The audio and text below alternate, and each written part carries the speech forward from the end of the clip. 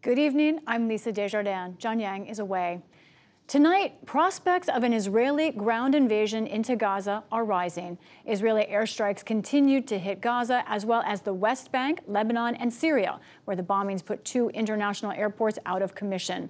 And the death toll climbs. Nearly 4,700 Palestinians and more than 1,400 Israelis have been killed in the conflict so far.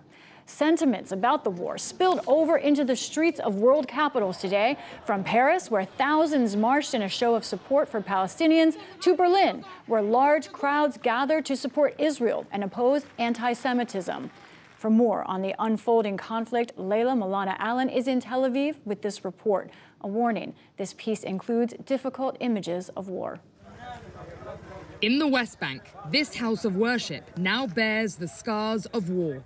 Israel says Hamas and Palestinian Islamic Jihad used this mosque in the Jenin refugee camp to plan attacks. The youth were around, and thankfully the neighborhood outside was empty. We heard a sound like a whistle, and then there was a strike on the roof of the mosque.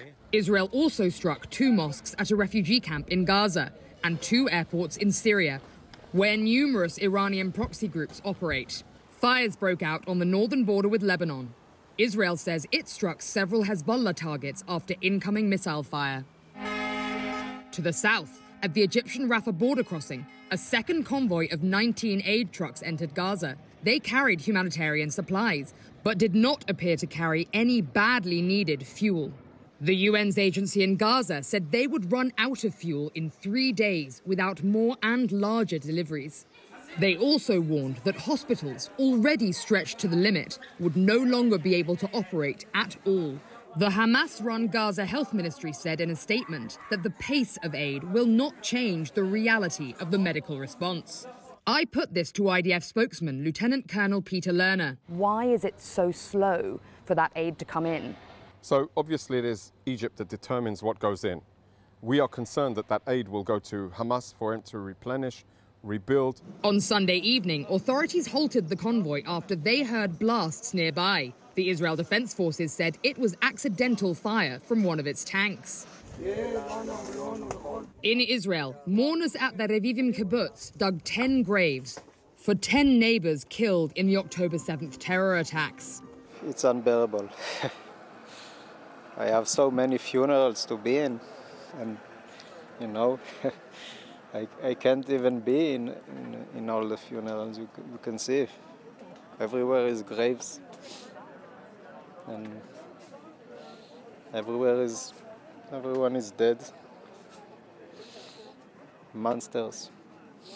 Forensic investigators at an Israeli morgue are still working to identify some victims. Hundreds of bodies came every day. Hundreds of bodies. This is something we have never seen in Israel before.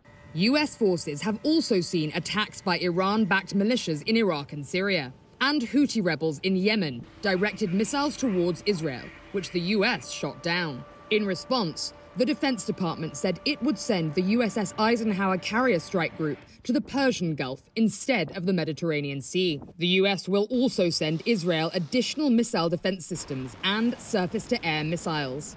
Defense Secretary Lloyd Austin said the military has put more troops on notice to potentially deploy, on top of the 2,000 who already received the order.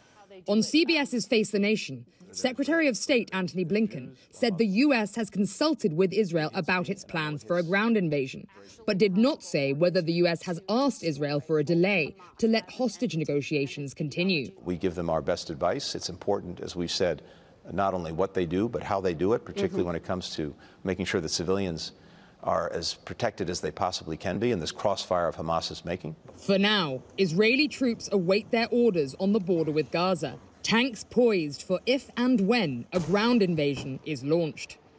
For PBS News Weekend, I'm Leila Milana Allen. Late Sunday night, 14 additional aid trucks crossed into Gaza from Egypt.